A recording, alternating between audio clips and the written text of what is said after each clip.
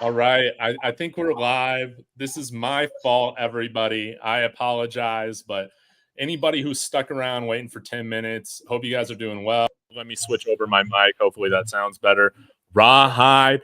Dude, what do we got going on today, man? Oh, yeah. Yeah. I got the memo. Hey, and trust me, Dave, you're okay. Listen, WPT is okay with me. I love it. Well, hey, I guess we should dive in. I guess before we get started, just want to say, while we could be following back up on, your little show on Monday, talking about Russell Wilson raising, another man's kid and all that. We're just going to keep this. We're going to keep this college football related. We're going to keep this Colorado related. And we'll just leave that conversation in the past. People were calling you a master sneak disser, Rawhide, and I don't want that to happen while you're on the show today. Hey, no, did you notice though? Did you notice they called me the sneak disser and just ignored everything you said? No, I know, man. I know. I thought it was so funny, man. You just laugh at every joke I say, and then people get all, they get all mad at you for laughing. But hey, there's some different items that I wanted to talk with you about today. I can't even remember if we went through an agenda when we spoke yesterday, but we got to talk about the Colorado offensive line. We can talk about some recruiting, all that. And I definitely want to spend some time. I don't normally spend a lot of time on videos talking about this, but, Athlon sports is just straight booty. So maybe we get to that eventually if you got any thoughts on that. But why don't we just start out talking about this offensive line? Unless you got anything that is more important. No, I have nothing that's more important. But look, yeah, go ahead with your offensive line question. Okay, here's the deal. When we last, man, I can't get over the fact, black hat, blue shirt. But when we talked a couple weeks ago, I came on here, man. I put on the horns. I put on the Ralphie horns, man. And I said, hey, Khalil Benson, I'm warming up to Khalil Benson. I'm warming up to this offensive line, baby. Hey, if we got an 1,000-yard rusher on the team, somebody has got to be on one of these all Big 12 teams, right? How about Khalil Benson, man? Because if we're going to have somebody that's going to throw in some extra cheap shots, throw some guys around, poke some guys in the eyes, it's going to be Khalil Benson, and that's going to add towards, his hype. And that's how you can make a Big 12 team, in my opinion. But since people made fun of me for switching up, as I do every few weeks, man, what did we see? I need you to talk me off the ledge, Rawhide, because, man, I'm interested to see what Tyler Brown can do at right tackle. I'm interested to see, Kareem Hart and some of these other guys can do at right tackle. All right. But I don't know. I never played football, but we are 3 weeks out from North Dakota State, man. Should we just be throwing these guys out here just to see who's the best one? Like, shouldn't we have been doing this, in the spring? I'm getting a little nervous today, man. I need you to talk me off the ledge. Oh, yeah, please come back off the ledge. Now, you asked me about, let me start from the beginning. You asked me about Khalil Benson. Did you watch the link I gave you for the private video? No, I haven't pulled up. But I haven't. You hadn't pulled it up. You hadn't watched it yet. That link I gave you about. No, I got it pulled up literally. No. Don't worry about it. No. Don't worry about it. I was just asking something. Okay. All right. I'm gonna move past Benson then, and I'll just get into. Look, how many days? You know better than me. How many days did they have this little switch up? How many days? They did it on Saturday because. And here's the thing, man. Practice, I care about fall practice. But we know how practice was last year, man. Like we got fooled by practice last year. But Coach Rawhide said the offensive line's been getting their butt kicked. So he switches it up on Saturday. Wait. Now, listen. He said the offensive line was getting their butt kicked, right? Let's remember that because clearly somebody else, they said it and we forgot about it. So Okay, let's remember that for 4 weeks down the line, and we won't be losing our minds. Okay. Right. Oh, okay. Yeah. Okay. But it's different. It's different. Coach Wilholt coming out just saying we're getting our butts kicked instead of saying this room is just filled with a bunch of bitches like Oh Bill O'Boyle God! said last year. Oh, damn. Let me help reel you back in. Hold on. Let me just jump in and then. Oh wait. Let me look. The positive side. This is the thing, right? What it could mean that their 5 is solidified. They don't need to see anything else from them. So what we're gonna do is we're gonna play some people in some different positions just in case we might need to make a move or two. Right? In addition to that, it could be an indication that, hey, hey, listen, not only that, as far as we good with the starting 5 that we have, but it also could mean that, hey, listen, and when you get to the next level, because everybody wants to preach, right? This is a NFL style of teaching or running a program. You also understand that, hey, these guys, when they get to the next level, they value increase if they can play multiple positions. Why? It could be that, Dave. It could okay. So this could be an omen that's like, hey, we got the guys that we're gonna have up front. Now we gotta build in that versatility a little bit because you are gonna have injuries on the offensive line. Hold on. Something just doesn't sit right. Okay, hold on. Let's think about this. Travis last season during the off season was majority on the offensive side of the ball, correct? That is correct. Yes. But why? Because they felt comfortable and good about his play on the defensive side. Yes. Okay. Right? Yes. So it ain't like they hadn't been doing things like this. Come on, Dave. Come on, okay. Dave. I'm just a little confused, man. I guess I know. I guess my big question, now that I've had like a few days to think about it, one, I feel like me coming out here on our last show, being pumped about I feel like I cursed us, man.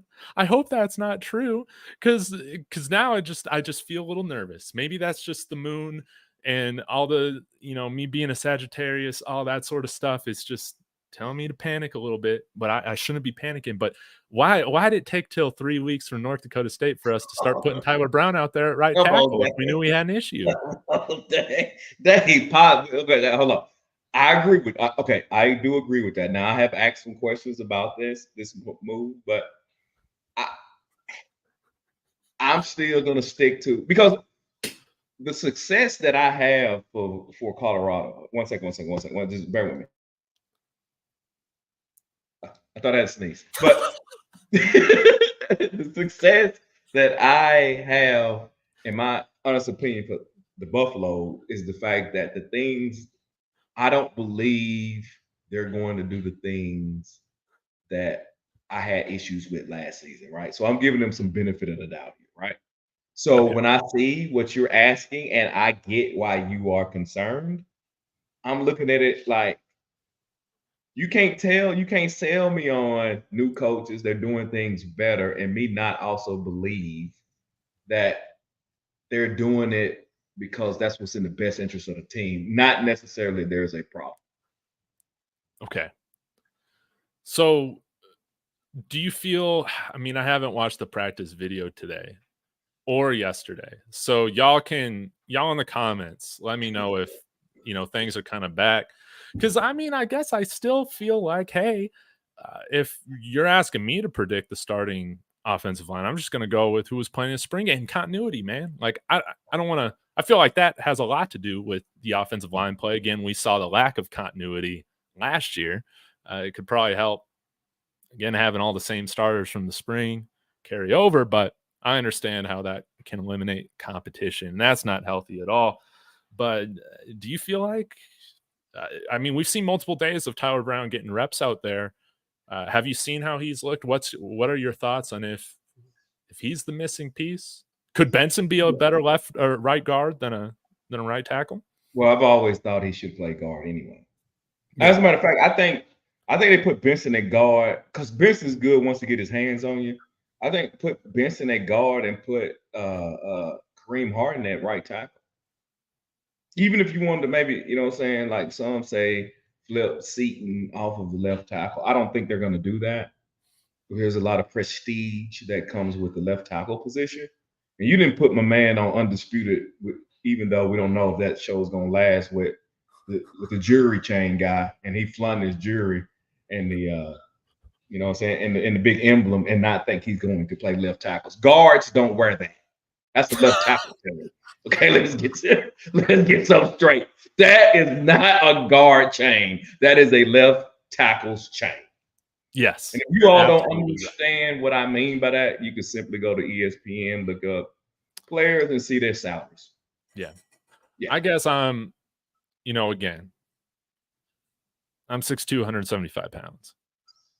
Never played football, but y'all in the chat, let me know. And Rawhide, I mean, I know it's been a little while since you played, but is it normal to be practicing these? I'm just trying to get a gauge, like switching this stuff up. Is this like normal at this period? I'm genuinely asking. I'm not prying for a certain response or anything. I'm just wanting to know, like, okay, this is genuine. Okay, this is genuine. From what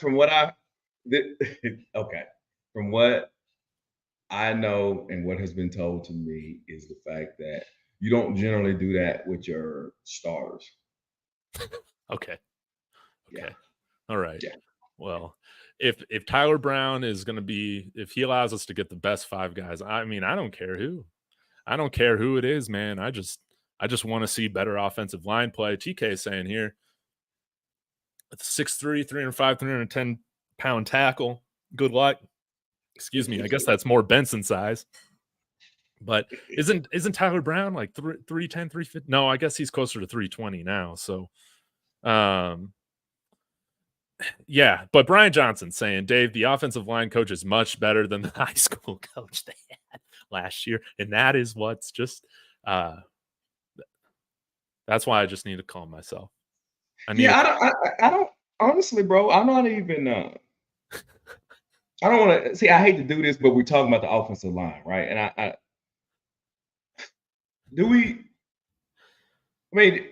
are we more worried about the performance of the players on the offensive line, or are we more concerned about play calling and are we going to get the ball out of our hands in time? What's the bigger concern to you? That's a good question. I think that, well, this goes to Dante's thought right here. And I'll answer it with also responding to his comment. He said, David, I thought we were more pro offense. All I see is 4 wide. Yeah, a lot of 10 personnel. That hurts the offensive line. I definitely think it's more so the formations that we're running and the play calling, making sure that Shador's just getting the ball out of his hands quickly. What do you think about Totally that? agree, bro. Totally agree. I told you, I know people don't remember, right? We got microwave brains, but at the end of the season, what did I say? Hey guys, this is not going to look like this next season. Before they got a guy, right? Because you can put your players in positions, right, where they can be more successful, right? They may not be great, but you can scheme for your deficiencies. So I honestly, just to be straight up with you, Dave. Yeah. I said it before, and I know people hate when I say this. They could have brought back the previous offensive line, and I'm telling you that they will not give up as many sacks as they did the previous season. Good. Okay. I can buy that. I buy that. I don't know. Bro, if you think they're dropping back passing the ball at the same rate they're doing last season, that's not a recipe for success for any team. Which also brings me back to, I didn't answer Dante's thought here, but in the well-off videos and stuff like that, reach the people, you see us basically just running shotgun, 10 personnel or like empty. And you got to be wondering, is that all we're going to be running? But I have a theory, Rawhide. I'm curious what you think about this. I just think that they're being a little bit more intentional of what they're showing this year. I feel like they're only showing kind of more so some of the basic stuff in practice, and even the stuff from like the offensive side of the ball. Like when they're trying to show highlights of a touchdown throw, whatever, it's either really close up on Shador like we saw in that highlight, I guess, that's going viral, or it's like from the end zone behind the defense to where it's kind of tougher to get a look at what all is happening. But I feel like some of this is intentional, not to like give away the other formations and other plays that we're practicing. I'm just not going to believe that we're going to run shotgun, empty 10 personnel this entire year. It with Pat Shurmur, it is hard for me to believe that. If that's the case, no, Rawhide. Tell me I'm right. I need you to tell me I'm right on this. Who believes that? Because your response is making me nervous. I mean, I don't believe that. I mean, now I have no evidence on the contrary. I have nothing, right? I am simply out here on a limb saying that I have no idea what they're going to do. But I just do not think that's a recipe for success. I don't either, man. Yeah. And remind viewers, if this team's going to win the conference, what do you want to see week 1? Oh, you know what I want to see week 1. Listen, I pushed it. I said it's a little under the sun. I'm not worried about that anymore. I never was worried about it, but I mean, can we get some 11 personnel? I know 12 personnel is just that ain't even an option. So let's take that, throw it in the trash. But no, 11 personnel, bro. I'll take some of that, man. Just give me 10 and 11. I'm not gonna ask for something that I know I'm not gonna get, right? Yeah. Give me maybe. Can I get some pistol? Can I get that? Right. I know you're gonna go in the center, but give me pistol. Yes. Yeah, that's it, bro. That's all. I don't think I'm asking for much for asking for that. No. And again, we've heard Shador talk about we're gonna run the ball more. Surely he wouldn't just be straight up lying about that. And yeah, my ask is that we just have more formations, more packages than what we have in the college football game. Dude, I'm pretty sure they gave us the worst playbook out of all those teams in that video game, dude. You got like 5 formations to choose from, man. It's bad, man. It's bad. But I want to see us come out and just run the ball, man. That's all I want to see. Put a tight end in there when we're inside the 3-yard line or the 5-yard line there, getting a goal line. Have Sam Hart back there as like the fullback and just pound that thing in. I want to see us. You are not going to get Dave. You are not going to get that. Let me just go ahead and help you right now. I'm not going to get that. No, you're not going to get that. You're not getting that. You're not getting it. Come on, Dave. You're not getting that. Fullback action. You're not going to get that, bro. Oh no. Yeah. Come on, man. I can't even. No. They're not going to do that. No. It's not going to happen. Well, we better not be throwing the ball inside the 5, right? Dave, come on, Dave. Don't make me do this. Don't make me do this. You now this might upset some people, and this goes to what we were talking about on the phone yesterday. But again, if Charlie Offerdahl truly is our running back one, maybe we aren't running inside the red zone. I just don't think that's the case. Dave, I don't think it. Okay, I have to see how they're gonna play. But if the fan base that listens to us, if what they're saying is true, then it doesn't matter if it's Charlie Offerdahl or who's playing running back. They're not gonna really be used that much anyway. Because every time you ask somebody why they're going to win, it's Shador Sanders in the wide receiver room. Yeah. So why does it matter if it's Charlie Offerdahl? Well, El Gumbo agrees with me. Zion agrees with me. On what point?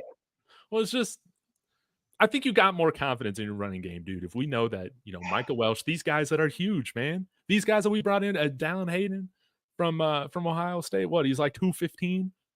Isaiah Augusta, isn't he around that same size as well? I mean, let me see what Charlie's size is. But well, I mean, but if you only gonna get 5 to 10 carries, does it matter if it's Charlie Alfredo? oh no, dude, we're gonna be running the ball more than 5-10 carries. Dude, No, he's no, no. I'm 5'11", just saying, 185, 185 pounds. Yeah, he's little, bro. No, we can't. No, what I'm saying is though, that's what the fan base is telling me. They're saying that that's what they're leaning heavy on. So if that's what you're leaning heavy on, and you think it's gonna be eerily similar to last season, why would it matter who's running back? We need to set an over-under for rush attempts on the season. That's what we need to do. Well, I said 20 to 25, and that's still not a lot, but okay. 20-25? Let's say we're running 70 plays a game. Yeah. Yeah. Yeah. Yep. Okay. Yeah.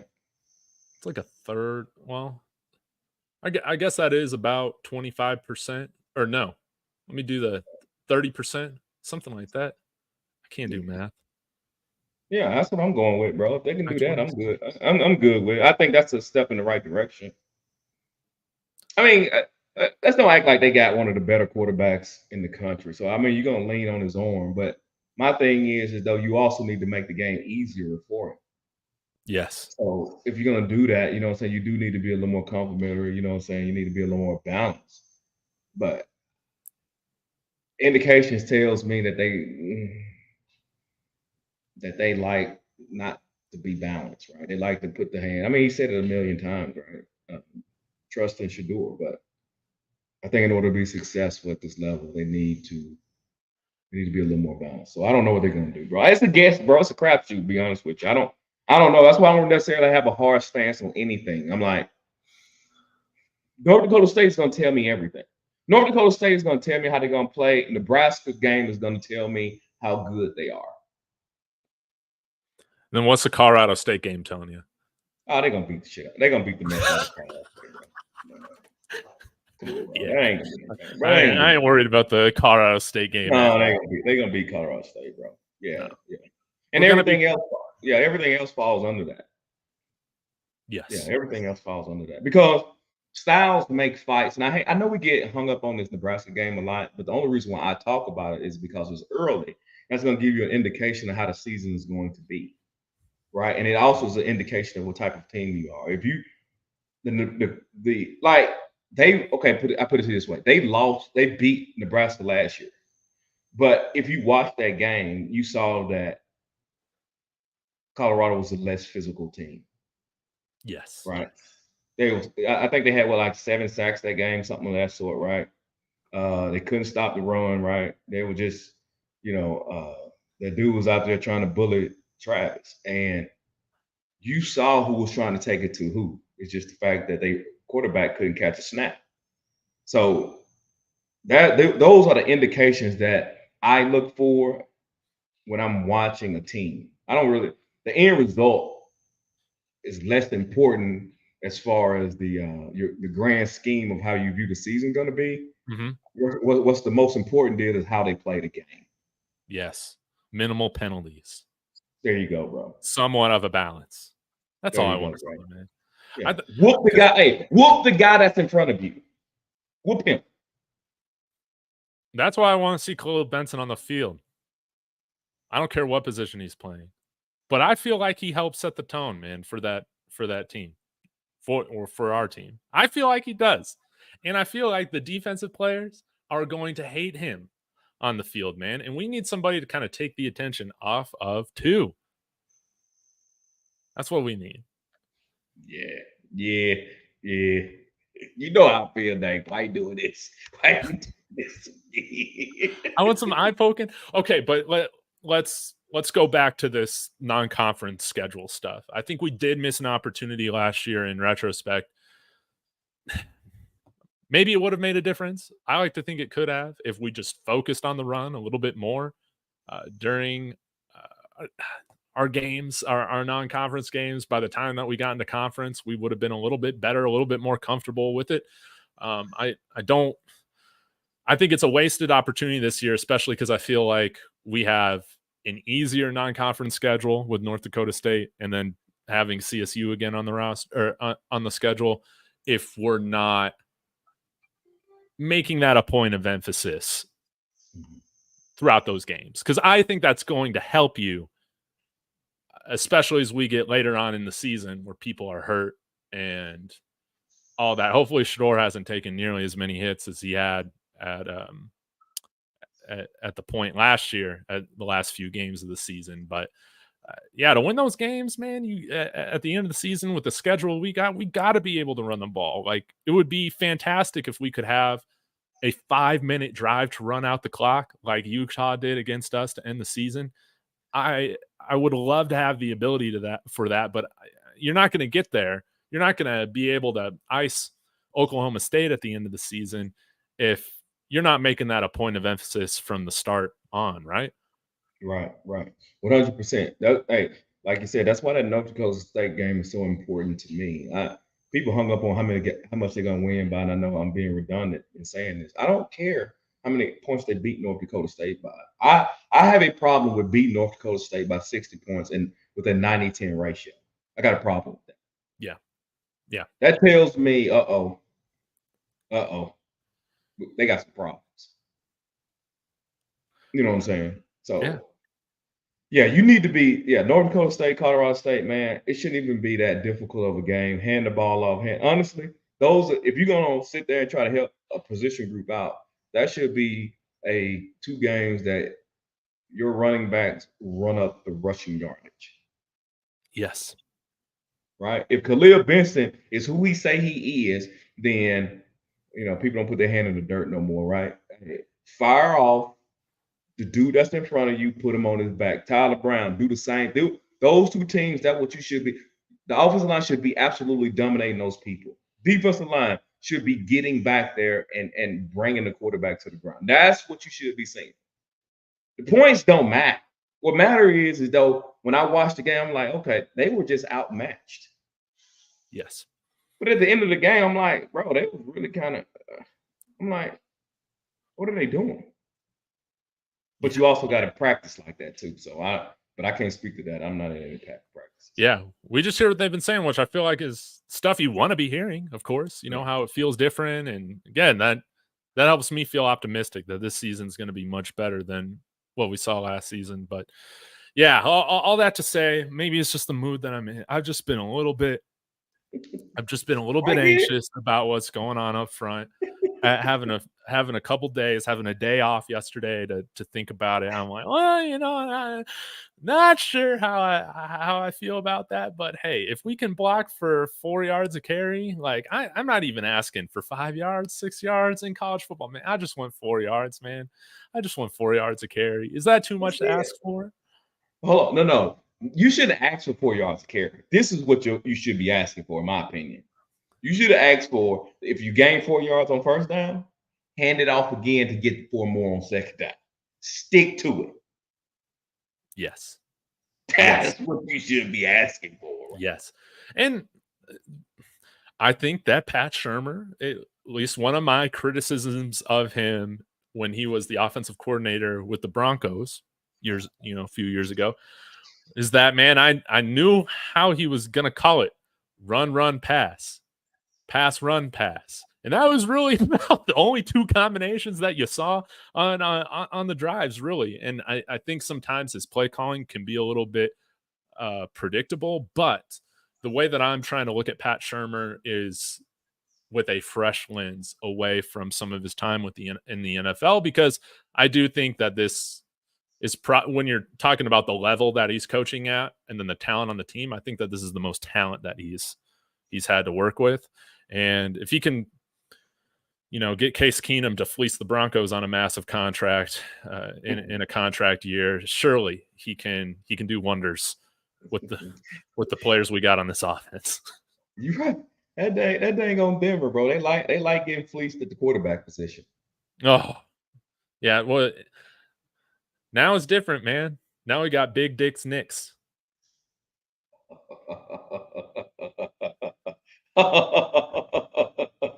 I'm just gonna let that one roll on by. That's right. That's right. But this is a college show. I don't want to get talking about Russell Wilson.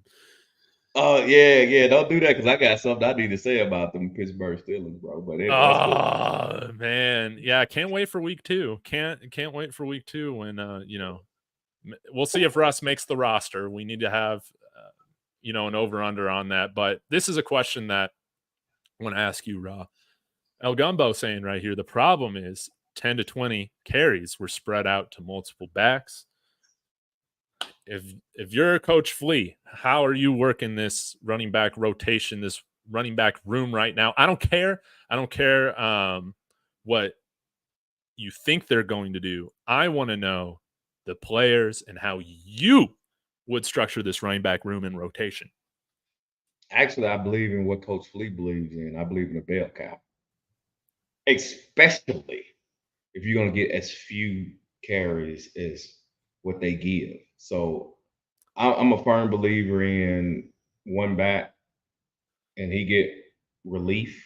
Now I know that's not how they play it for the most part anymore, but I'm a bell cow type of guy. I like running backs to be able to get rhythms, right? I like them to get touches. I'm okay with a running back 10 carries in the first half for 12 yards. I'm okay with that. I'm telling you, give him 10 more carries in the second half. That's what I'm saying. But again, that's a indication of physicality and things of that sort. So if you ask me who he should play, bro, I'll be lying to you if I told you who. I just want whoever to play to get the carries. Man, whatever. I want the 2 running backs to be Down Hayden and Isaiah Gustave. If they aren't the 2 guys getting the majority of the carries on this team, something went wrong. Something is fishy. You can't have a 185-pound bell cow. You cannot. Oh, but Dave, what if they? I don't want to see what happened with. I can't even remember his name last year. Cavassier Smoke. I don't want to have a Cavassier Smoke situation this year. This is Coach Flea's last year to prove it to me that last year was just it was an anomaly. It was a mistake, and that we're going to get this offense looking right this year. But if we got something fishy again going with the running backs, it's time to learn FCS again, buddy. But what? Okay, fine. Let's say they play. But let's say they get 4 carries apiece. You good with that? No. Then we're having a conversation about Pat Shermer.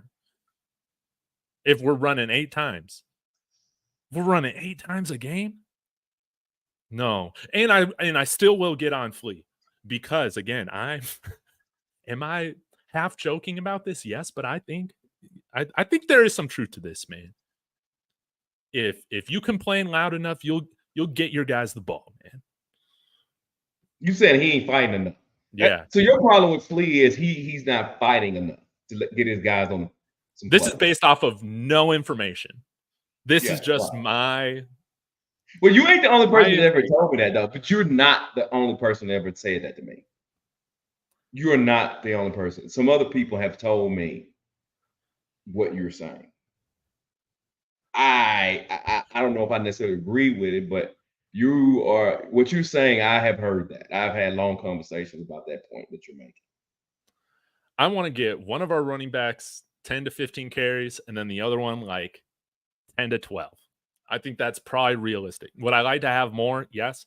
But how I would like to structure it, Rawhide, is allow these guys to get in a rhythm. Okay. Maybe you designate one of those guys. I don't know who that would be as like your third down back. But aside from that, I think you just give one guy a drive or give one guy a couple drives before you switch over. Like try to find the hot hand in that first half so then you can ride that guy in the second half. No Diddy. I got you. No, I mean, I got you. I mean, I don't agree. I don't disagree with what you're saying. I just the only issue is that we got to see it and see how they're gonna play it. I'm assuming they're gonna play it that way.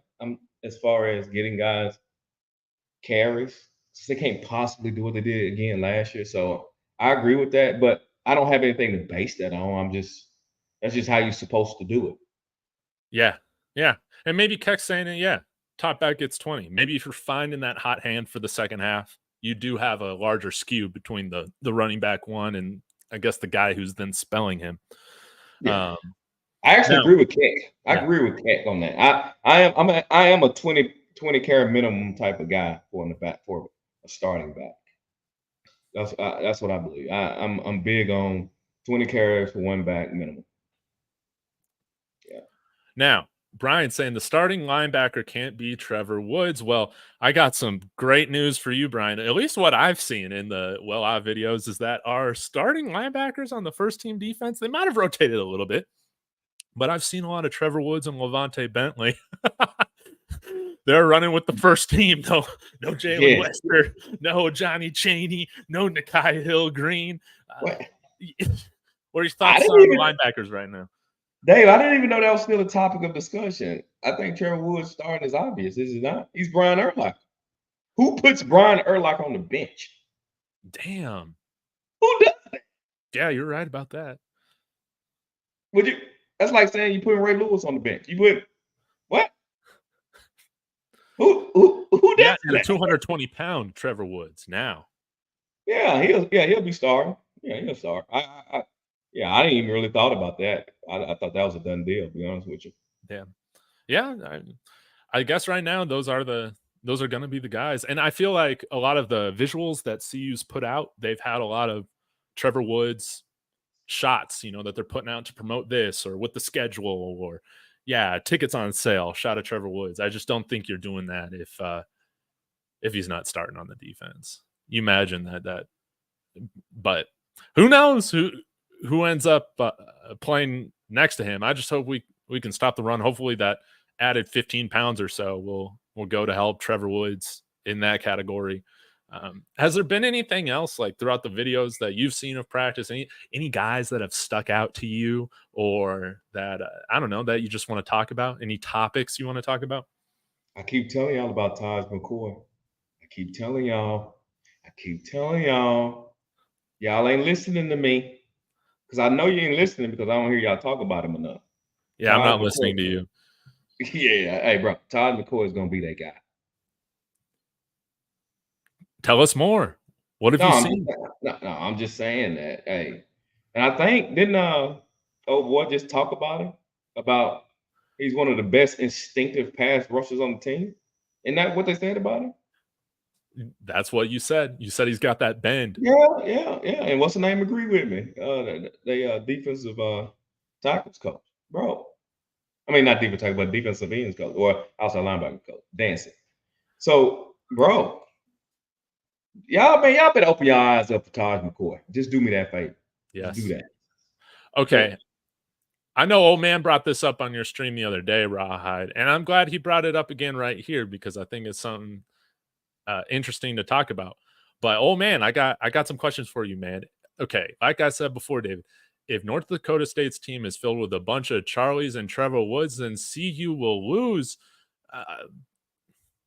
Charlie's 5'11", 185-pound white guy. If they have a bunch of Charlie Offerdals on the team, I think we're going to be just fine. And we got the original Charlie Offerdal and Trevor Woods on the teams, man. I'm more worried about Colorado State than I am North Dakota State. I mean, will they play with fire? I mean, everybody loves a good story, but Rudy sucked at football, man. And I feel like North Dakota State is that case. People are trying to make it way more hyped up than when it's actually it's going to be a big letdown. Dude, Rudy made one tackle. Half decent movie though. Hey, but it was the best tackle in the game. Rudy was annoying, man. Hey, actually, didn't he made that tackle in space? That's not an easy tackle. It's not an easy tackle. Hey, you know what I'm saying? Give Rudy some credit. Bro. Yeah, I'm just confused by this, man. I just, we had Charlie and Trevor on the team last year, and again, we lost to Stanford. I don't understand this. Yeah, oh man, you got to explain yourself a little bit more. Yeah, I'm assuming he meaning they're hard workers, right? I'm thinking. I'm assuming, right? It is meaning they're hard workers, so that's what that is. Man, you should be concerned about NDSU. Okay, Husker fans, Mike, Husker Joe. I told you about this yesterday, Raw. Nebraska, left tackle, torn ACL. Sorry to hear about that because it is more satisfying when we are able to beat y'all out of, full health and everything like that. But I do want to say, Rawhide, if you weren't aware of this, the Husker fans might not be aware of this as well, but it has been over 5,000 days now since Nebraska has beaten Colorado. And sorry to say, man, I feel like they're going to play out just like they have the last 5,003 days, man.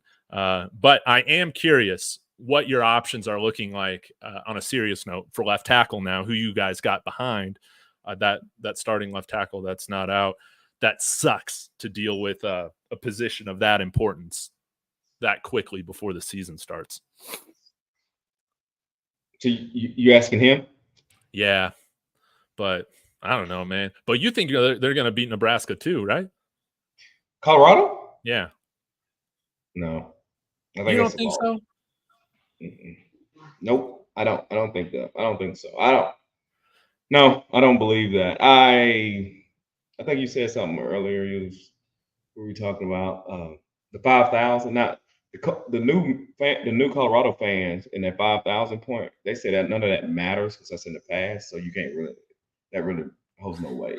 And that ain't me talking. Wow, that is no fun. That is no fun. They said that. I didn't say it. They said that.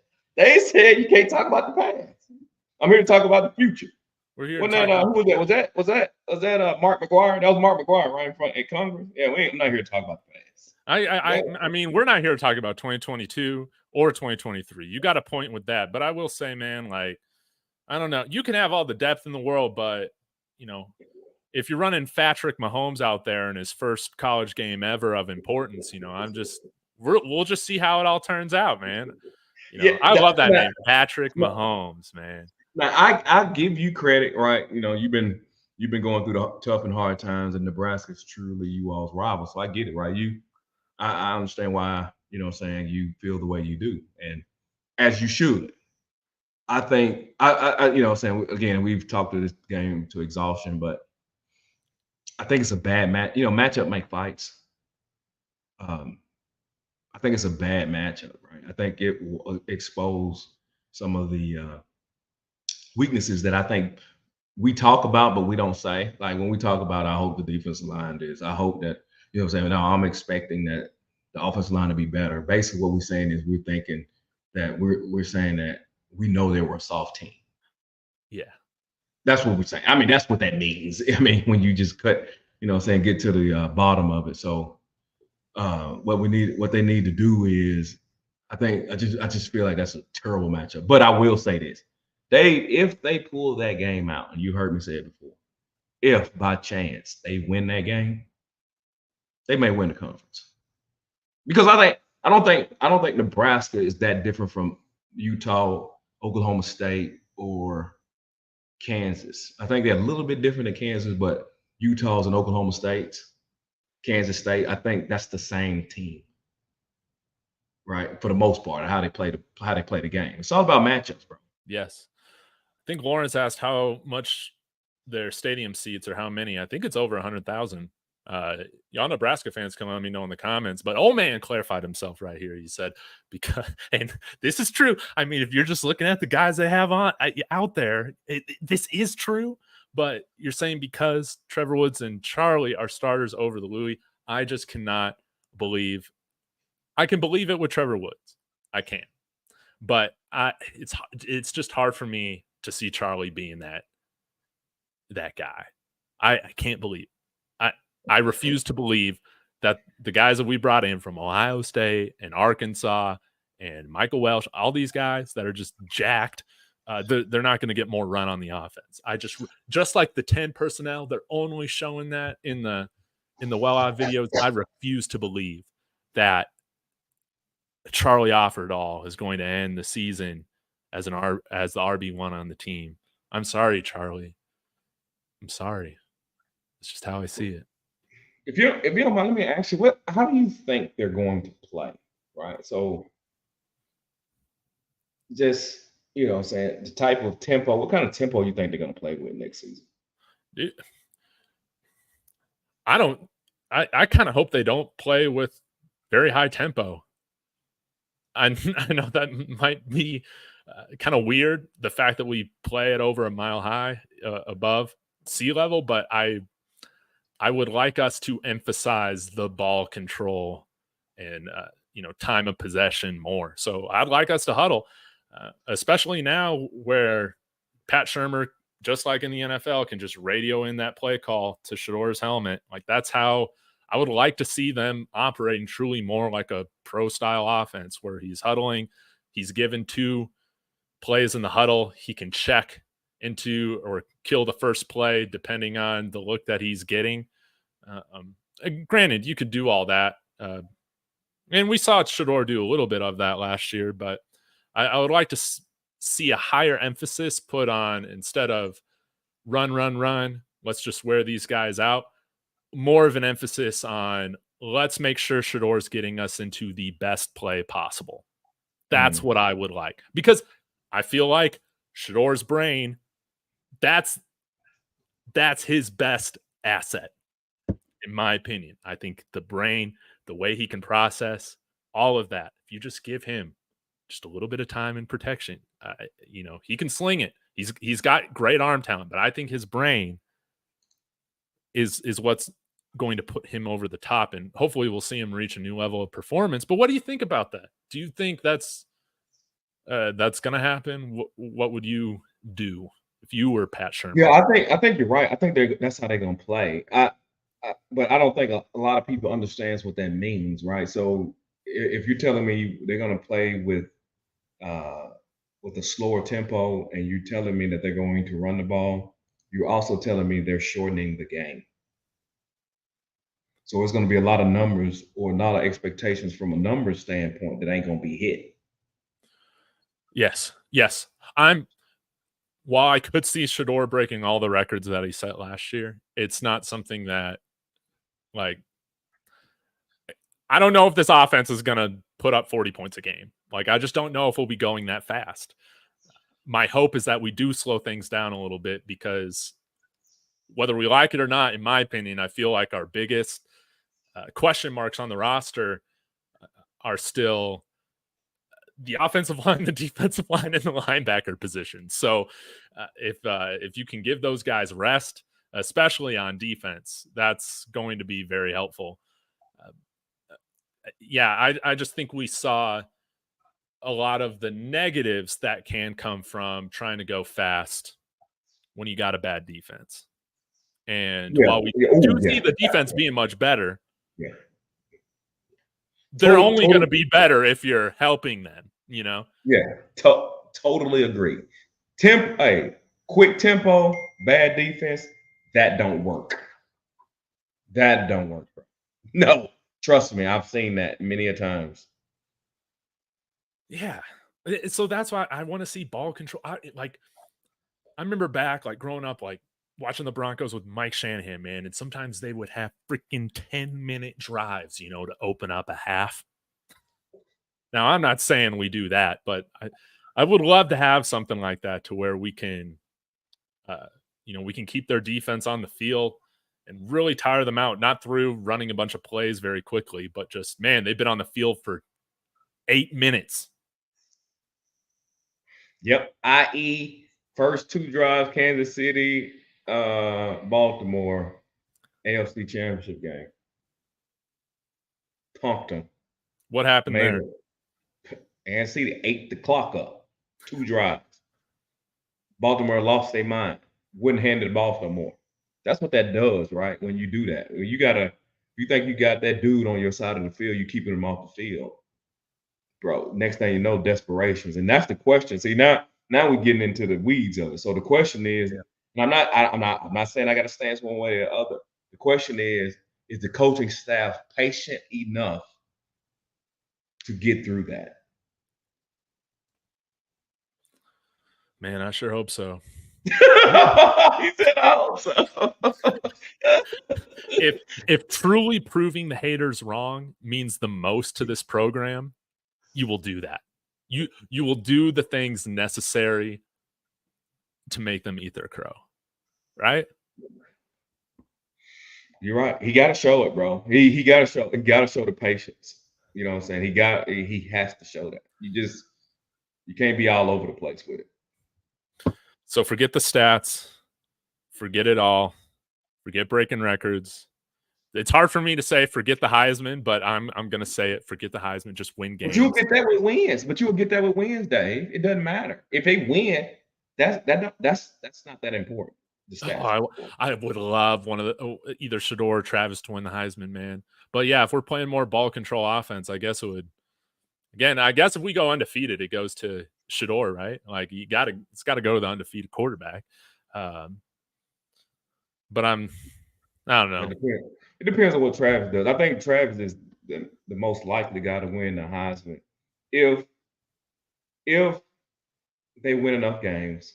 I think depending on how, obviously it's depending on their production, but if he plays Travis like he did last season, Travis ended up with about 1,000 yards receiving. I don't know how many touchdowns on offense, and to get about, I don't know, the same amount of picks, plus or minus two, well, plus two, maybe around about. And he take one to the house because you need a Heisman moment. There's a Heisman moment that's needed, right? You don't need to do it early in the season. If you do it mid to backside of the season, yeah, it's probably Travis to win, bro. Travis 10 touchdowns. Could you see him getting 10 touchdowns this year? Oh, easy. Yeah, I see it. That's easy. I think that's easy. Yeah. Man, if he gets 10 touchdowns with again great cornerback play, I think he's got to be in that discussion. Yeah, he'll be at minimum just being bowl eligible. I think it takes this. Yeah, it takes 9 games for Shador, right? In order for Shador to even make it to New York, it takes 9 wins. I believe Travis, depending on how he plays, Travis can get to New York with 8. Getting to New York does not mean you're winning. I'm just saying you get to New York. Yes. He can get to New York with 8 wins, depending on how he plays. Right?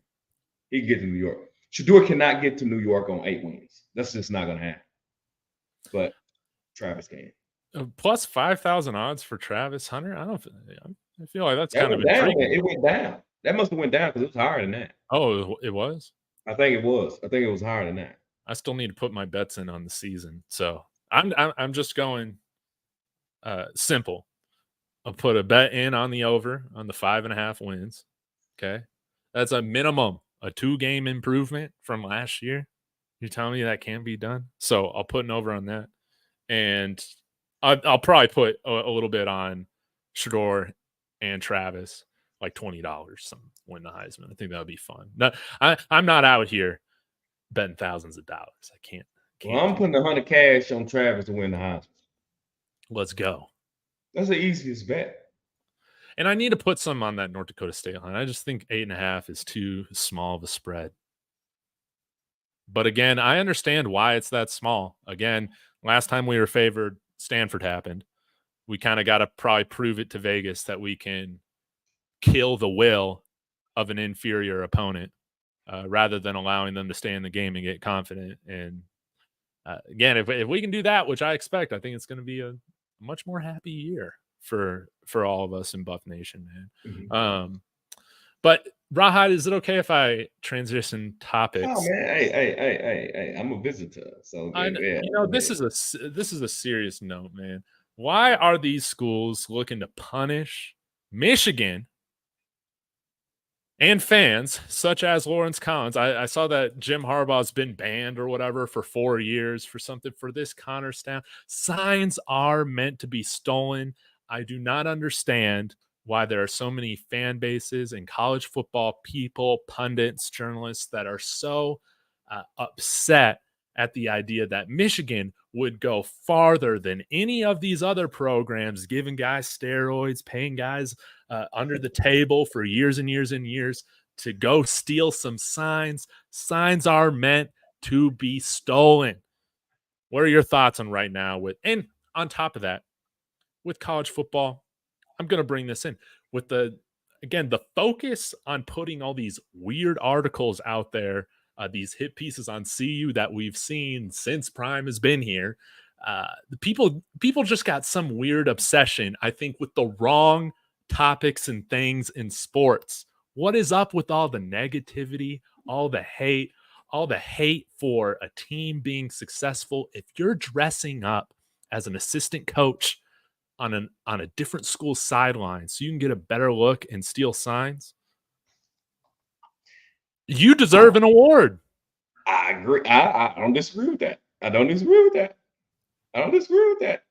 Now, sound like you mixed a little Athlon in there. Was you mixing a little Athlon in there too? Yeah, and who's that? Who's that guy? Mike Farrell? Dude, that guy is. I don't understand how. And what's that other guy's name from On3? I always Bud. He goes Bud Elliott, dude. These people, I don't understand how somebody or something can consume negatively somebody's mind so much. It almost feels like sometimes with Colorado or with Michigan, it's like almost politicized.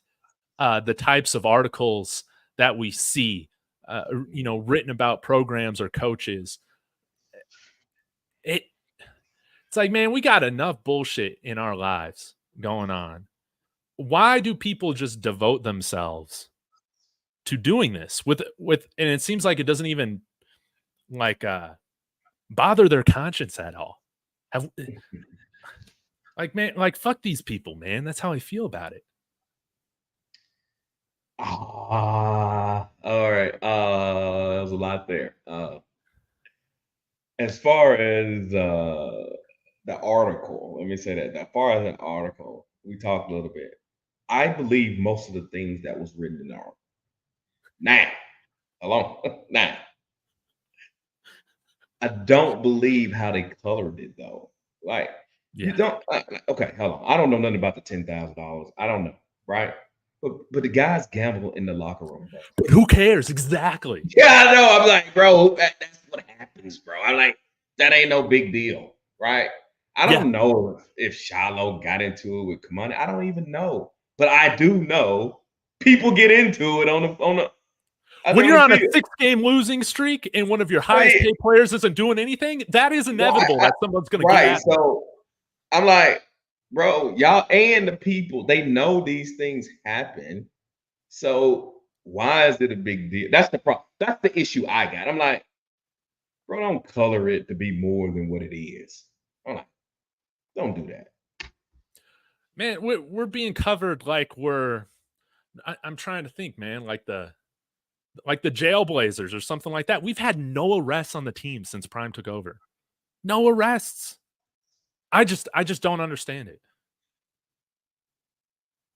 Anyway. Yeah, I mean, I'm with you. I'm with you on that. I mean, but what is the Chinese proverbs? The tall nail is the one that gets hammered down. I don't know. Yeah, help me out, bro. You know what I mean? I'm a little slow, so that's what happens, bro. When you know what I'm saying, you put a whole lot of stuff out, people gonna go reach. It's just a part of it. I like that article. I didn't think nothing of it. When I read it, when I finally read it, I was just like, oh, y'all, you know. I'm like, oh my God. I didn't put 2 cents into it, to be honest with you. But I am glad. I feel like the team has turned a corner in at least tuning this stuff out from a social media presence. Again, the season's much closer, right around the corner, 3 weeks away. And again, you just got to hope that if this stuff truly pisses them off, they're going to do everything possible to make these guys look like total idiots, which is my hope. I'm with you on that. And I hope they do it the right way. And what's the right way? Well, playing the game the right way, right? Complimentary football, making good decisions, right? That's what I want to see. I would like it to be where if they did that, then they can say, "Man, Coach Prime, he did a good job coaching." I don't want Tim. I don't want to say it'd be they won 10 games on Shadur's arm. Yeah. They won despite some bad mistakes. I don't want to hear that, right? But if we win 10 games, I want them to let them know, though. That's what I'm talking about. I don't have a problem with all the flash and feeling like we're the 2000s Miami Hurricanes. If we just win some more games, man, and then all that stuff's going to be so enjoyable, man. Bring out the turnover chain, all that. Bring out the jewelry. Bring out the shit talk. I love all of it, man. I want it all. Let's just beat some people first, man, before we start unload on all the bookmarks. Now I will say TCU, when we beat them last year to start off the season, man, that was so satisfying, man. But yeah, it was kind of hard to beat that hype, after that. It was, bro. I was excited, bro. It was 7-1. I was extremely happy. I won $500 from that, man. That was awesome. Yes, I got paid off that game. Bro. I got paid off. Paid for my Nebraska tickets, man. It was yeah. Hey, and hello, guys. Let me tell you something else. Y'all know what helped me get paid off that game? Because traditionally, TCU is up and down. They regress back to who they were. Past does matter. Anyway, so I was just saying though, I'm like, bro, you know what I'm saying? I mean, bro, I knew that was the easy victory there. Oh yeah. Mike, let me say thank you so much for the $10 super chat. You are way too kind. The kindest Cornhusker fan out there. Husker Joe, if you're going to beat Mike, we need a $20 donation. That's all I'm going to say. Mike definitely in the lead for best Cornhusker fan out there. He even offered to host me for a meal before the Nebraska game, but I have a birthday party for my grandpa to be at. I will not be there, but I appreciate all the love, Mike. He also showed up when I took a gummy and was playing my Alien video game on my channel, David FX. So y'all check that out. But thank you, Mike. It's a long-winded way of me saying thank you always. I like Mike, bro. Mike came on the panel, bro. He broke it down. Oh, he came on the panel? Oh yeah, Mike came up on the panel, bro. Yeah, he did, man. He peeped his game, gave us some Nebraska intel. So Mike, mad love to Mike. Man, I'm gonna need to check that out, man. Well, give me a synopsis, and for viewers that he was just giving us a little thought, giving us some history on Nebraska here recently. You know what I mean? That's basically it, bro. That's basically it. It wasn't nothing too telling. It was just that they're excited. But there's one thing about it. I could sense the excitement in his voice. Yes, he's excited, bro. I'm sure he's the most Mike excited thinks he's got a good team, been in a long while, man. Probably since Scott Frost was hired. I think it was pre-Scott Frost, actually. Really? Wasn't it? I just thought they were ecstatic when they got Scott Frost, man, because he went undefeated with UCF, and then they had he failed it. He failed in Nebraska, bro. Yeah, he wasn't good. Yeah. He was terrible, but yeah, maybe Mike really is a closet Colorado fan. But Braska Rascal, Husker Joe, Mike, you guys got to start a Nebraska panel, because once y'all lose to us week 2, I gotta hear the reaction. I gotta hear the quote. I think that would be a lot of fun. Oh yeah, for sure, bro. I can't wait to, bro. We're not very far at all. We are, what's the day? We are less than 3 weeks away. About 3 weeks away, man. I think, right? Yeah. Well, I guess I'll talk about the 24th. I mean, the college, they kick off. Florida State play on August the 24th, but yeah, Colorado is August 29th. But yeah, bro, we are close to college football. And I love it. Well, who do you got, like a team you feel like is going to be the favorite for the national title? I haven't even thought about this stuff yet, because I've just been thinking about the Buffs, man. But give me a wider-eyed preview for the college football season. Yeah, Ohio State's going to win it all this season. Yeah, they're going to win it all. Dang, you must be a big believer in Will Howard and Ryan Day, for that matter. I'm a big believer in all them soldiers they got on their team. It's less about Will Howard and more about all those soldiers they got on the team, bro. They got some soldiers, bro. Bro. If Ryan Day, if he don't make the playoff, I usually defend him. Yeah. I'm not saying he should be fired, but there is absolutely zero excuse for it. I got them beating Georgia. Yeah, I got them beating Georgia, bro. I think I'm probably just going to go with Georgia, man, right now. But that's not based off that's of an really easy pick. anything other than they got a senior quarterback and they got a coach who's been there. So would imagine. Ryan Day hasn't won a national title with Ohio State yet, right? Not yet. No, it was just Urban Meyer a while back. And but I still want to circle back to this. Heisman finalist, Dylan Gabriel. It's going to happen. I think it's going to happen. What now? What? Dylan Gabriel is a Heisman finalist. I think Oregon's going to get the best out of him, just like they did. They fixed everything wrong with Bo Nix.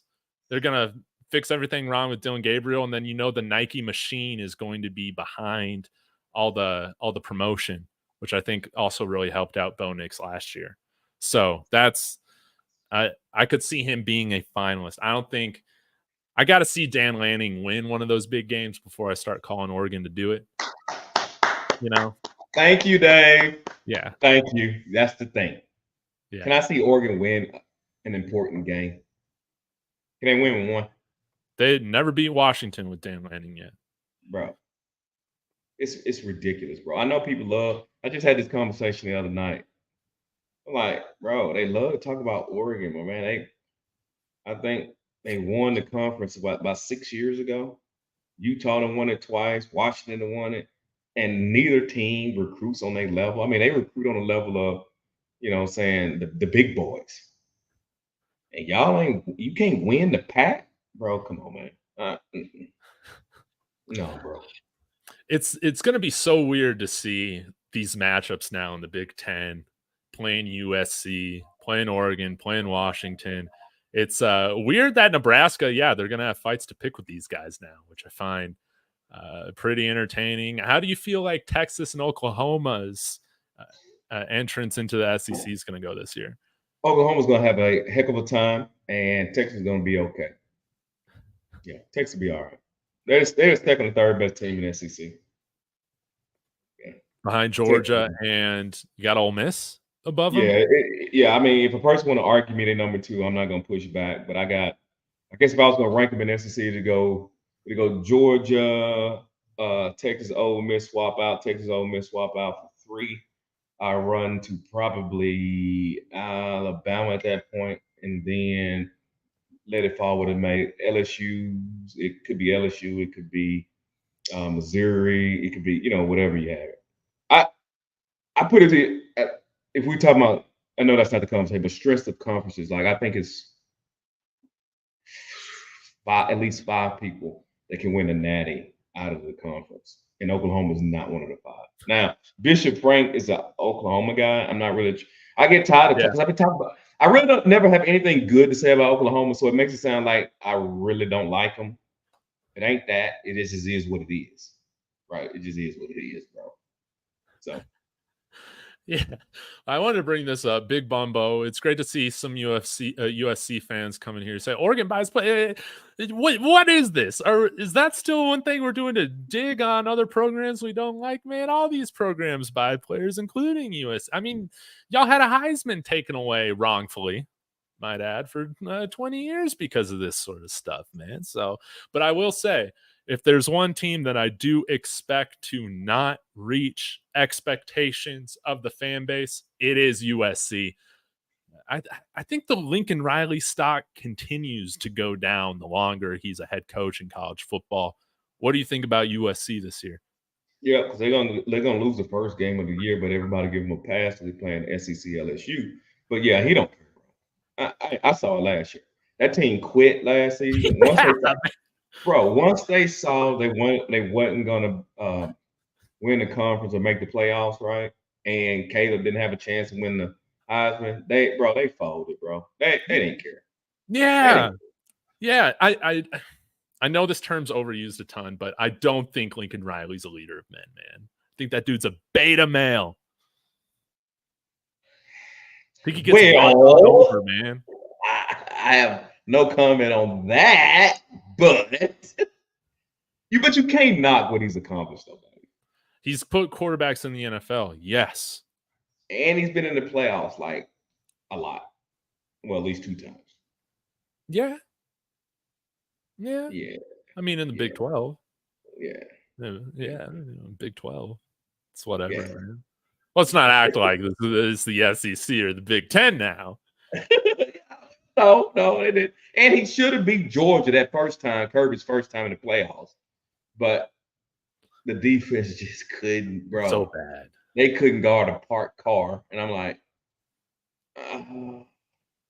they gave that game away. But I'm happy that they did give it away. Because obviously I didn't want Oklahoma to win. But I gotta give him credit. And he almost had USC in the playoffs, but his quarterback got hurt. When Utah beat him in if he had won that game, he would have took USC to the playoffs. I just, for some of the things that we saw to Colorado's team last year, again, feeling soft in certain ways. I know that Lincoln Riley gets some of that criticism. I feel like it mainly comes from Sooner fans, which I do find funny, man. Like the focus years later that Sooner fans have on Lincoln Riley, I just find to be kind of weird and entertaining. But I do think that, man, things must have been toxic in some ways, man, for them to hate this man the way that they do. I just don't think that you can hate a guy so much for just leaving a job. Can you? Maybe that's just Oklahoma and these blue blood fan bases, man. They get mad. I mean, come on now, y'all wasn't mad at Midnight Mail for leaving. We were like, I posted on Instagram, this man's a snake. But at the end of the day, one of my first videos when I started this channel, I go, I understand why the hell he left. We couldn't even bring in transfers. We had no money to pay him. I understood. And I understood that LA sure beats Norman, Oklahoma, man. Yeah. Well, the expectation sure beats it anyway. Yeah. But I will say this. I thought it was interesting how Jordan Seaton said recently how he's like, man, to be honest, I wasn't expecting Colorado to be like this. Now, Colorado, I'm wondering if you can explain this to me, Rawhide, because I know you've spent some time in Colorado before throughout your life. But before you visited here, what did you think of this area? Because I feel like people that haven't been here literally talk about this place like it is Nebraska. Like, it's like, how the hell would you ever want to live there? It's either cold like Alaska all the time. Like, I think I was watching Travis Hunter a little bit play college football with Aiden Ross online or whatever. And Aiden's like, man, is it snowing? Like, is it cold up there? Like, are you that much of a dumbass where you just think Colorado doesn't have like a summer season? Like, are you really that stupid? But it's, again, I came out here visiting, growing up all the time. I knew how beautiful of a state this was, but it was nice to hear Jordan Seaton say, nah, man, this place is great. And I really do believe that's why I could see Coach Prime, because he can fly private wherever he wants. All this stuff. It's a lot harder to leave here once you're here. Like, it is hard to want to live unless it's California. Unless it's some nice ritzy place like that, with perfect weather. I feel like Boulder, Colorado, the Denver Boulder area is one of the best areas to live in the country. But what was how did you view Colorado before you got there versus after? Well, I lived there for a short period of time. Mm-hmm. Before I got there, right, I'm like, it's cold. It's going to be cold and freezing. When I got there, it was cold. Right. But I mean, it was cold. But see, okay, hold on. Before I go too deep, because it ain't just you. I see a lot of people that live in Colorado area. They debate, or they, like, if you watch RK and Ryan, is that his name? RK and Jake. Jake, there you go. Right. Yeah. So you listen to them talk, right? They're like, man, the sun come out, bro. It ain't as cold as you think, right?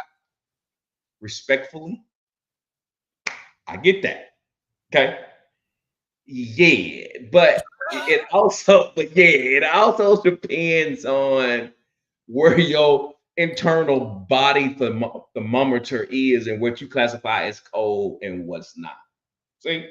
So, like, take me for instance, right? I got a rule. I don't do anything outside I don't do anything outside if it's less than 60 degrees. 59 is cold to me. Let me repeat. 59 is cold to me, right? But on the high end of the spectrum, I can do stuff in 99. Oh,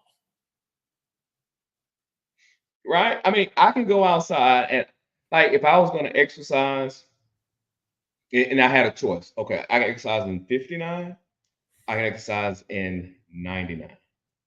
I'm taking 99. But so it depends on your body. Like where I grew up at, bro, you get maybe 14 days of freezing temperature, right? So I'm like, on Christmas, bro, you can wear shorts on Christmas, bro. You see what I'm saying? So that skews your thought process of what's cold and what's hot. Like Cliff, which lives in Chicago, he says 59 is not cold. You know That's why? right. Because it's 59 8 months out of the year. Yeah. But even that being said, Yeah. when I lived in Colorado, the problem I had with Colorado was this. So to get back to the point, I could wrap my mind around November, December, January, February, right? If it's gonna forget the coldness, if it's gonna snow, we're gonna have bad weather. I can accept that because I know that's the winter. Yes. What pees me off about Colorado is it snows in May.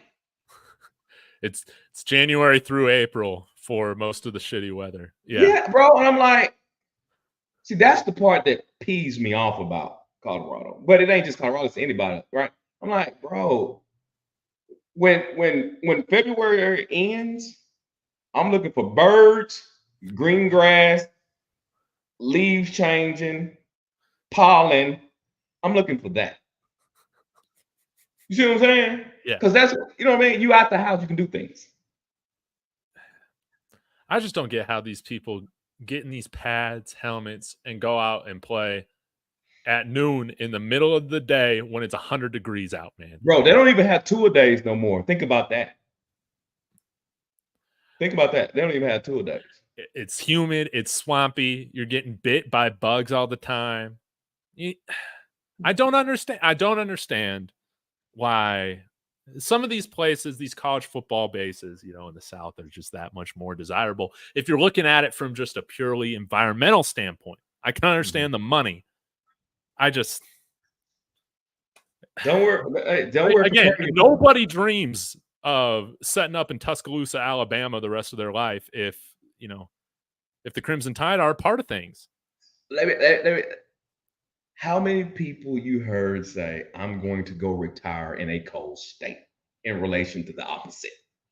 Oh, we're not talking about retirement. You're putting words in my mouth. I'm just saying, as far as what people are willing to deal with, as far as what they consider good weather.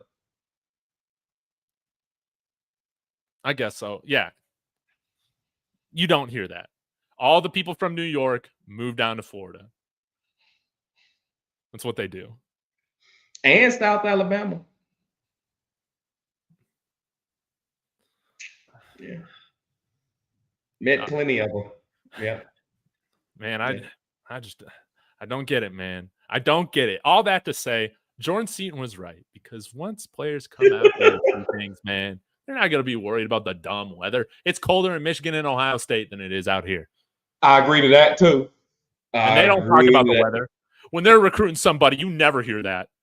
Oh, that place is miserable as hell to live in. I agree with that, bro. I don't know. Madison, Wisconsin? Yeah, bro. I agree with that, bro. I went to Duluth, bro. I'm like, man, oh my God, bro. Bro, listen, man. I agree, bro. I don't know how they live. I don't know how human beings survive in Chicago. That might well be Siberia to me. I'm like, come on, I'll man. never live in the Midwest again. How does Lawrence, man, look, Lawrence and Cliff, bro, yeah, y'all gotta have a miserable life, bro. Because that place has to be just, I'm like, come on, man. The wind chill, the lake effect, snow. Bro. If y'all haven't experienced the wind chill coming off those Great Lakes. Oh, Yeah, the worst. bro. You know what I'm saying? I'm like, that's how they knew old boy. What's that boy name? That young man name that played in that show? I don't know if you watched it or not. With who lied that said that the some guys with the Confederate flags that did something to him. What's his name? What's Wait, that what? dude's name? They played in that show, bro. You know what I'm saying? Him and God, I can't think of his name. I wish he got his sister. She's an actress too. So I forgot what that dude's name is. He played in that show. I think it came on Fox with come on, help me out, chat. What's that Oh, dude name? are you talking about Jesse Smollett? Yeah, him, bro. That's how they knew he was lying. Like, your black butt was not out there in 0-degree weather going to Subway. Fucking Subway. Bro, good, bro. That's how they knew he was lying, bro. Hey, first time I heard that, I'm like, in that car? I said, nah, brothers ain't doing that. I'm like, brothers ain't doing that. I'm like, come on, bro. I'm like, what you talking about? I'm like, bro, I was like, you know what I'm saying? Come on, bro. You know you lying. Not the cops didn't even believe that. I said, whoa. You out there at that time? Oh, man. Hey, Jim, he's lying. He's lying, Jim. Come on, bro. You know what that's what I'm saying. Man, get out of here. Get out of here with that, man. Hey, my homeboy tell me he did something in that kind of weather. I'm like, bro, you lying. Dude. I'm like, bro, you lying, bro. Yeah. Also, Subway at that time of night. Why? Yeah, I just all a lie. He must have been on that package. Man, some sort of package. I don't know what's making you want Subway at 2 a.m., man. I don't. Hey, hello, in -degree weather. Oh, cold sandwich. Well, I guess you can get it toasted now. But nah, man, that thing's gonna be cold by the time it shows up. Yeah, come on, man. Bro, they just. But anyway, the point being is, bro, look, we know better than that, right? You know. Empire, not a great show, man. It was good season 1. You didn't like Empire? No. I don't want to turn to that. We can do that on the other show, but you didn't like Empire? No, I thought it was cheesy, man. I thought it was cheesy. And I hated Jussie Smollett's character, man. I hated his character. I hated him so much. I didn't care for his character either, to be honest with you. No. And then the youngest, oh man, I'm not gonna say it. Don't say it. Don't say it, Tank. Just keep it to yourself. Just the young rapper. Yeah, the young rapper. Just call me that. Just call me. You know where I'm going with that. It just wasn't good. It just wasn't good. It just just call me. I got you, bro. I got you. I'm not saying it. But if you watch this show long enough, you know where I'm getting at. But I guess I'll end with this one last topic, Rod. Again, thanks for coming on. Man, I apologize for going on the tangent. This is what we got to do. We cannot talk about this team before we've seen any games played for like 90 minutes, man. What else is there to talk about? Unless we want to bring up some old stuff like that. All the Jackson State coaches are still on my hot seat for this year. You want to talk about that? Coach Mathis, I'm sorry, Caleb. Your daddy is still on my hot seat. We got Coach Hart still on the hot seat, and we got Coach Flea, man. Those are the only and Trevor Riley. God forbid special teams is just as toxic as it was last year. That surely can't happen. But do you got any coaches that are on your hot seat entering the season? You know I won't. I don't have anybody on the hot seat. You know I don't like y'all firing coaches. I have nobody on the hot seat as of now. I can't wait to man. Let me tell y'all something. If Colorado can do me one favor, if they can just do me one favor, linebackers, I beg of you, please. This is my shout out to the linebacker position group. Please, I am begging y'all, show up and perform so I can tell these crackhead Colorado Buffalo fans that Coach Hart ain't that bad. I swear. How about that? I'm begging y'all. Help me, bro. Man, I think Bishop Frank's going to be needing to do a lot of praying for Coach Hart this year, man. That's just how I feel about it. I'm back to crapping on him. You know, we had some good moments. You brought in all these guys. you brought in all these transfers, but man, if we're just starting the same guys we did last year, what the hell? Bro, come on, Dave. Y'all gotta give him some. Y'all are hard on him. And same thing with Coach Flea. We brought in all these guys, and then Charlie Offerdahl is going to be our running back one. I refuse to believe it, but I'm just saying, if that's the case, what the hell? I don't believe he's as bad as people make him out to be. I'm sorry. I just don't. The voice of reason. The voice of reason right here. Talking me off the ledge this whole video, man. I mean, what did people expect from him in a first year total tear down rebuild? That's fair. That's fair. That's very fair. Have 300-pound guards, but that coach is no longer here. So, yeah. I think it says something about 44 star, and you know what? That's fair, JB. You know, I kind of feel bad because, you know, I'm one of these Colorado guys here before Prime, and, you know, you want to cheer for your guys that were here prior to have those moments, to be those guys. It's just, I'm still sleeping on Charlie Offerdahl. I'm saying it right now, man. But we'll have to see. But I'm pulling for him too. I hope that they can just prove me wrong. Prove me wrong, man. But dude, I'll say this.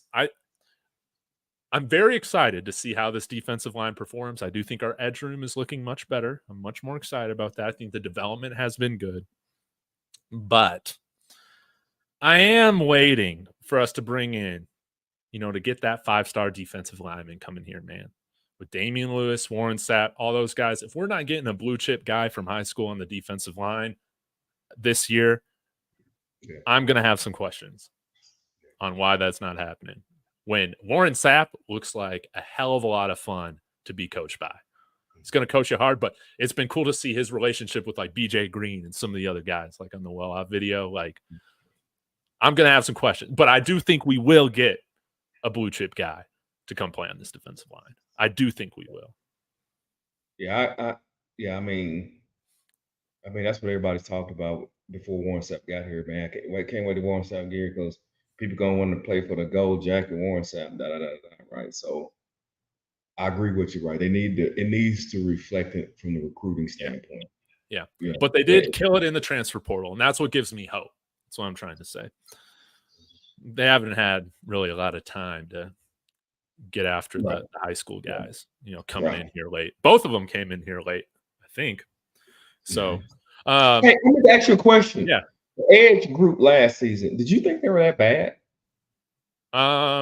Yeah. I mean, they were worse than I thought they would be. But again, I thought we'd have double the wins than we had last year. So a lot of position groups were worse than I thought they would be. Like, I was thinking Jordan Dominic, we'd probably see him have a similar season to what he had at his last year at Arkansas. But I think he was the only one that the offensive coordinators cared about making sure he was locked up, you know? Yeah, I got you. Okay. All right. I was just wondering what you thought about that position group. I don't think I've ever asked you that. Yeah, I thought a lot of our edges, they were a little undersized. Like, you know, we were bringing guys in again at just, what was it, like Old Dominion, Maine, just some smaller programs, smaller sized guys.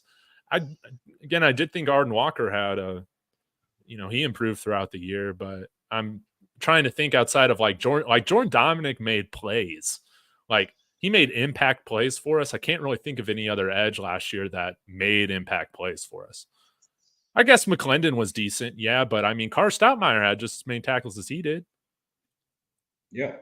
I mean, Jordan Dominic was just as good as BJ Green was last year. Huh? I think he was just based off of what? I just think based off his play. I mean, I think they're about the same player. You don't think so? I mean, one ended up all conference. Okay. I get it. I don't know. I don't know if it was that. I don't think it was that big of a difference between the two. You think so? Yeah. I mean, I think it was. I mean, just statistically, I feel like BJ Green had a much better year. How many sacks did B.A. Green have? I don't know. I'm just asking. I think didn't he have like 5.5 sacks? We're gonna bring this up right now. 6 sacks, 5 sacks. What year am I looking at? Hold on. He had 6 sacks last year. Right. Yeah. Yeah. And 6 sacks. How many tackles did he have? According to ESPN, 39 total. Yeah. As okay, an edge. Okay, cool. What did Jordan Dominique have? I mean, I don't know. You don't have to look it up. I guess you were right. Yeah, 51 total tackles and 5 sacks. There you have it, man. Yeah, you're right. No, no. I'm not trying to be right. I'm not trying to be right. I'm just that's why I asked you how did you feel about the edge. I was like, because I honestly thought the edge room was okay. Now, granted, it don't look. Well, but see, this is the issue. It don't look okay because there's so many other bad things that's going on. Yes. You see what I'm saying? So I'm like, I thought the edge was decent. I don't think they were stellar, but it wasn't no Myles Garrett over there. But I think they're okay. Jordan Dominic had 27 pressures. And let's see what BJ Green had. I think someone in the comments asked for that. Well, we just need to put some more players around BJ Green. Okay, BJ Green had double the amount of pressures, 56. How many plays did he play? 678. And how many what did Dominic play? How many did he play? 609. Okay, so 678, 609? Yeah. Okay. I'm not gonna call that a big difference, but it's a lot, but not that big of a difference. Again, I mean, I felt like Jordan Dominic again was the only one making plays for us from that position, like of impact. But now we got a handful of guys that I feel like can do that. So hopefully, if BJ Green's being double teamed, somebody else can take advantage of that. But again, I'll need to go back and look. I won't though, but I would assume that Jordan Dominic was the most double teamed edge guy we had on the team. I couldn't even speak on it. I couldn't even. I don't know, but I don't know. I just figured the only reason why I mentioned that is because I didn't. When I watched them before I started complaining about the edge groups, I went through a whole lot of stuff before I got to the edge group. Yeah. What I do? What I do? What? I don't know, man. Why did we wear the same outfit today? Like a bunch of weirdos. No. Hey, you see JJ Stallworth? He said, "Rawhide low-key." I'm like, "Oh my God, low-key hating." I feel like I've been more the negative Nancy on today's show. I don't get it, bro. I don't get it. I swear, I don't understand it, bro. I don't understand it. I don't understand it. And I don't get it, dude. You've taken my advice. You say it with a smile on your face, whatever you're saying. Yeah, I know, right? I don't know what to say, bro. They bro, I tell you, I think mine, bro. I think mine. You know what I'm saying? But yeah, but other than that, I mean, I'm good with I don't know what that first game. I just can't wait. Which everything is speculation. I get that, but I just want to know how they're gonna play, bro. I just want to know how they're gonna play. Yeah, that's all I care about, bro. Me too, man. But and then I forgot to mention this about North Dakota State. Your team is so trash, you're not even in the video game. So how am I going to respect you, man? You can't even. Are they not in the game? They're not in the game. No, they don't have any FCS teams in. Wow, did not know that. You don't have a video game team, dude. You're not even on that radar for EA Sports, dude. Pfft, whatever, man. Whatever. Oh Lord, don't get in trouble, Dave. Your people get. Man, I am getting in trouble. Hayward, yeah, you get in mad, man. I'm just being myself, giving you my opinion as it. You're gonna ride this emotional wave with me, isn't that why y'all subscribe? You just ride the emotional wave with me. I'm gonna be happy some days. I'm gonna be a little anxious others. That's just that's just how it is. But this is the one thing I was wanting to get at, Raw, before we wrap up, man. This is something that we've talked about, but I just need to say it. I hate this Team USA basketball team, man. I don't think I've hated a Team USA basketball team more than this one that's filled with the most amount of bitches I've ever seen on a Team USA before. I've never rooted against Team USA, man. I hope Jokic kicks their ass. It's not going to happen tomorrow, but, man, you're talking about Joel Embiid, Steph Curry, KD, who else we got? Devin Booker, Jason Tatum, dude. That guy is a total airhead, man. I hate this Team USA. Even though they got Derek White, go Buffs, but I've never rooted for a Team USA to actually just screw it all up, and that's what I want to see. Joel Embiid joining Team USA just felt like KD to the Warriors vibes. It's hard for me to get behind this new age of NBA stardom, man. Okay, hold on. Let me be your translator. All Dave is saying is that he really doesn't vibe very well with the personalities. He thought he felt like he needed to see a team that was more team oriented and running a good, nice type of offense. That's all Dave's saying. That's all Dave. Like, and you know what team what player embodies Team USA, that they should have on the team, that plays the game the right way, that keeps his mouth shut from all the stupid stuff on Twitter, but because, he's not a diva, they didn't put him on, whatever.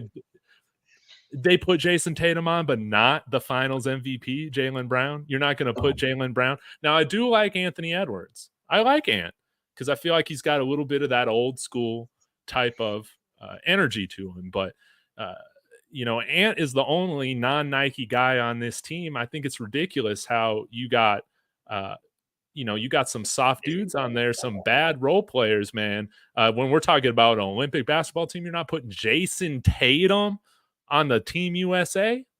Come on, man. Dave. First off, I agree with that. Dude should have got on the team. I don't know why he didn't. That was weird to me. But and you know how I feel about Tatum, bro. Oh, that's right. Steph Curry is the only other non-Nike guy, I think. Yeah. So I don't know, man. I don't know. I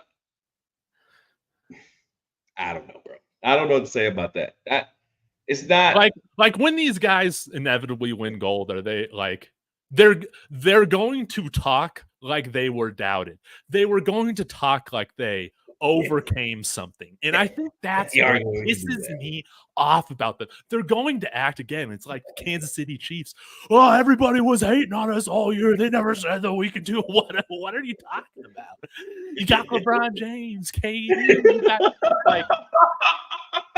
Dave, I love the face, bro. I love the face, but they aren't going to do that. Bro, I can't wait till they win that gold and hear this old hard story. Bro, we had to walk to the gym uphill both ways. I can't wait to hear how they talk about these. Yeah, how they had to overcome, I would agree to that. Stomach bugs living internationally for the last they gotta do that, bro. Yeah, they are gonna do that. They're gonna make it into some sob story, some great triumph, how they're the next redeem team and all this sorts of. It's like the narrative spinning is going to be so terrible, and it's like none of these dudes have like pride, that's my problem about it. They got like this arrogance to them where they always feel like everybody's hating and the world is against them and all this stuff. It's like, you guys are the best basketball team on the planet.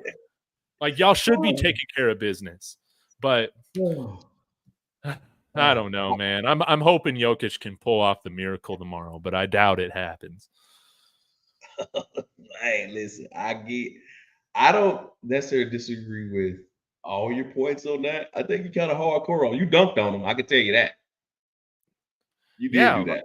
Like, I know, man. I just don't. I'm getting myself in trouble here, man. But yeah, that's yeah. Just let it go. Yeah, you good, Dave. Just let that go. I've been cheering for America and all the other sports, man. But it's like there's a part of me that just really wants to see this Team USA fuck this thing up, man. Like, I love it, Dave. I love it, bro. Don't worry, but Dave, you're safe. Trust me. When this live ends, it's gonna be Rawhide said everything you say. I'm just that's what it's gonna tell. It's gonna be me. I got good shoulders. I'm good with it. I'm good with it. I'm good with it. Maybe eventually. The Rawhide and basketball don't mix. They don't like my basketball takes, bro. They don't even like them, bro. And here's the thing, like, I don't even hate LeBron. Like, I don't hate LeBron. Now, there are times where, like, I dislike LeBron. Like, I think it's funny that this guy, he's literally tries to be the embodiment of that Ty Lopez commercial on YouTube years ago. Like, I'm not proud of these cars. I'm not proud of all these championships and MVPs. What I'm really proud about are these books that I've read. It's like, no, like, you literally are just always reading the first page of every book, and then, acting like you actually care about that. I just want people to be more true to who they are, man. And I feel like all these basketball athletes, man, they're just full of shit half the time, man.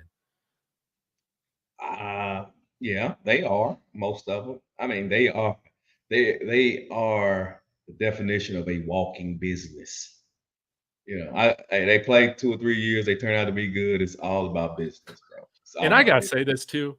Watching that Sprint documentary on Netflix, J.J. Star is absolutely right. Noah Lyles is not very likable either, dude. That guy's the same thing. Did you see what he posted on Twitter after he won gold? It's to show you that every person with anxiety, ADHD, depression, you can go out there and I'm like, man, dude, so many people deal with that stuff. Stop acting again like you just overcame, I don't know, like cancer to go and do this, man. Oh golly, I've heard these words today. So you said is quit acting like you special. A lot of people go through this. Anxiety, yes. Like depression, yes. Short attention span, yes. So are you saying don't make life an excuse? You know what I'm saying? Things happen. Is that what you said, Dave? I'm just understanding, understand the gravity of what you're saying. That's all I'm saying. Like, stop overinflating it. It's the same energy that we're gonna get when Team USA wins gold. Just like when the Lakers won the in-season tournament, those motherfuckers celebrated like they just went back to back. I love it, Dave. I love it, Dave. Hey, I love it, Dave. I want people to know me and you did not talk on the phone before we started this show. No. And I'll put it this way. Team USA, Noah Lyles, these guys are acting like they're Prime's Colorado Buffaloes, man, with the amount of hate that they're somehow getting. And I think that's probably why this stuff upsets me more. And like maybe I notice it over the last like couple years, maybe a little bit more, is because it's like I see all this bullshit happening. And it's like we have a real legitimate reason to like be upset and have this us against everybody type of mentality. These guys do not have that. I love it, Dad. I love it, Dave. Yeah. I love it, Dave. So if you love the Buffs, you better be rooting for Team USA to lose tomorrow because they don't deserve it. So what? Dave, you go. Hey, I'm gonna let you cook. I'm just gonna stay out of this. Oh my God! That's my Olympics take, man. I'm all fired up about it, man. But all that to say, Rawhide, thanks for joining me. Are you gonna have another panel here? I know you were wilding on Monday, man. That was wonderful. No, I would love to talk a little bit more about Sierra's wife and what it means to be the dad that stepped up and all that sorts of stuff. Yeah, I might do one of them where I won't have a panel, but no panels. But I can say this though. Let me say this, bro. Let me just. Oh my God, I lost my train of thought. I apologize. That's bad YouTubing. But no panels, bro. No panels, bro. I don't have anything coming up. I think That it's hilarious sucks. though. Yeah, bro. I need No the panel, man, because we all want to complain about how this fan base is so toxic, but we know we all love it. We know we want it. We want the drama. We want the fight. We want Saul Oh, Gold to come out blaming the wide receivers for why we're losing these games. oh my god. Oh my god, bro. Did you? Oh, that's what I was gonna say. Did you hear? Hold on. First off, hey, you gotta watch the link I sent you on the private video, bro. Solid Gold was out his mind on that one. So please watch. That is hilarious, bro. It's crazy hilarious, bro. Please watch it, bro. Yeah, it's funny. Okay. Yeah, I got it. All right, y'all. I'm out of here. I'm gonna get out All of right, here. man. Rawhide, thank you again so much. Can't wait till we get together again. Well, maybe we can do a show next week or do an emergency if Team USA loses tomorrow. Oh, yeah. There you go. There you go. So, everybody who's put up with us for the last hour, 45 minutes, again, thank you so much. You guys in the chat is always what makes this much more fun and hilarious. And thanks for talking me off the ledge today. I feel like so often. Yeah, just normal stuff. It's just normal stuff. Yeah, just normal stuff. All right, guys. I'll be back tomorrow. As always, go Buffs. Peace.